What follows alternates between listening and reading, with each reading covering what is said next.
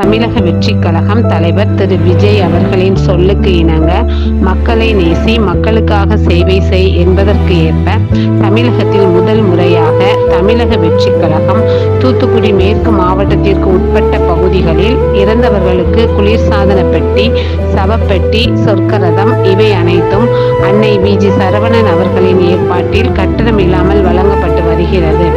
அதன் அடிப்படையில் செல்வமணி நகர் சுப்பிரமணியபுரம் ஊரை சேர்ந்த மாரித்துரை அவர்களின் மனைவி ஜெயமாரி அவர்கள் 29/5/2025 அன்று உடல்நலக்குறைவு காரணமாக காலமானார்.